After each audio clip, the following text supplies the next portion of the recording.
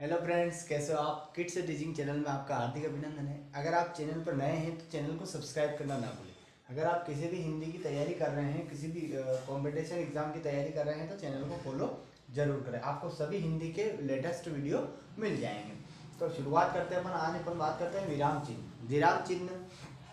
विराम चिन्ह का अर्थ होता है रुकना या विश्राम करना। रुकना या विश्राम करना। अब अपन कुछ भी कार्य करते हैं, अगर अपने को थकान हो जाती है तो अपन विश्राम कर लेते हैं, रुक जाते हैं, सो जाते हैं, थोड़ा देर रेस्ट कर लेते हैं। उसी प्रकार हिंदी में भी पढ़ते समय कुछ रुकावट होती है, कुछ विश्राम होता है, कुछ पूछा जाता है। ऐसे सभी प्रश्नों में सभी प्रश्न और कुछ भी पैराग्राफ होता है उसमें विराम चिन्ह का प्रयोग किया जाता है, जिससे उस पैराग्राफ की सुंदरता बढ़ जाती है।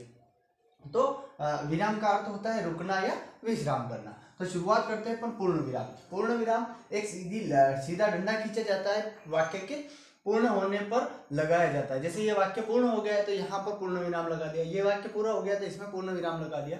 तो एक सीधा डंडा खींचा जाता है जो पूर्ण विराम कहलाता है। अल्प विराम, अल्प विराम और अर्ध विराम, अल्प विराम और अर्ध विराम। अल्प विराम जो समान शब्दों के बीच में लगाया जाता है और कम समय के रुकने के लिए। समान शब्दों के बीच में लगाया जाता है और कम शब्दों के, जिसको 9 के हिसाब से देखा जाता है। नीचे 9 कैसे लिखते हैं इसको, नीचे 9 के हिसाब से इसको लिखते हैं। ये इस टाइप से इसका चित्र है, ठीक है।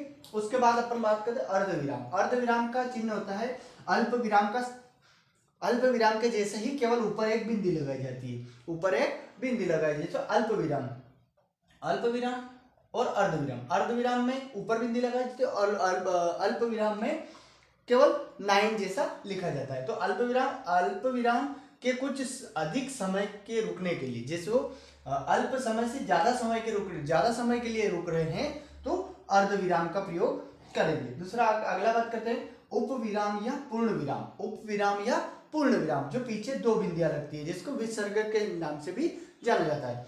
तो पूर्ण विराम निर्देशक चिन्ह के जैसे। उसके बाद विस्मयादि सूचक या चिन्ह, विस्मयादि बोधक या विस्मय सूचक चिन्ह, जिसमें एक सीधा डंडा खींचा जाता है और नीचे बिंदी लगाई जाती है, उसमें विस्मय बोधक चिन्ह कहा जाता है। तो आश्चर्य मनोभावों को प्रकट करने के लिए, आश्चर्य या मनोभावों को प्रकट, ओह वो आ गया, वाओ, वो वाला विस्मय बोधिक चिन्ह। उसके बाद योजक चिन्ह 2 शब्दों के बीच में लगाया जाता है। 2 शब्दों के बीच में पुनरुक्त शब्द होता है, 2 शब्दों के बीच में पुनरुक्त शब्द होता है, जैसे अलग अलग, वो वैसे। उसके बाद अगला बात करते हैं लाघव चिन्ह या संक्षेपण सूचक। लाघव चिन्ह या संक्षेपण सूचक में एक नीचे बिंदी लगाई जाती है और इसको लाघव सूचक या संक्षेपण सूचक चिन्ह कहते हैं। शब्दों को संक्षेपण छाटो लिखना है, छोटा लिखना है। उसके बाद अगला विवरण चिन्ह जिसमें किसी का विवरण लिखा जाता है उसको विवरण चिन्ह कहा जाता है, जिसमें 2 बिंदियां लगाई जाती है और उसके बीच में एक डंडा खींचा जाता है। 2 बिंदियां लगाई जाती है और उनके बीच में आड़ा एक डंडा खींचा जाता है, उसको विवरण चिन्ह कहा जाता है। शीर्षकों के स्थान उनका विवरण दिया होता है, शीर्षकों के साथ उनका विवरण दिया होता है।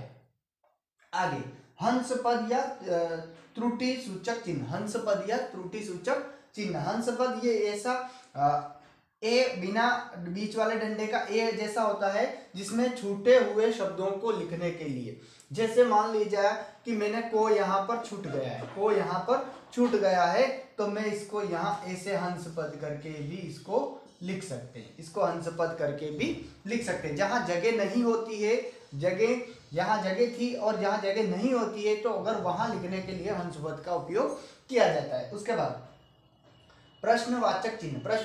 प्रश्न और वाक्यों का प्रश्नवाचक शब्दों के लिए किया जाता है। जैसे कोई भी पूछ रहा है, क्या तुम्हारे पास पैसे हैं, क्या तुम वहां गए थे, क्या तुम्हारा नाम क्या है, ये ऐसे बहुत सारे शब्द क्या लगता है, वैसे उन शब्दों में प्रश्नवाचक चिन्ह लगाया जाता है। तो अभी अपनों ने पढ़ा पूर्ण विराम, अल्प विराम, अर्ध विराम, उपविराम और पूर्ण विराम, विस्मयादि सूचक या योजक चिन्ह, लाघव चिन्ह, विवरण चिन्ह, हंस पद और प्रश्नवाचक। इसमें से 100% संभावना बनती है एक प्रश्न परीक्षा में जरूर बनता है।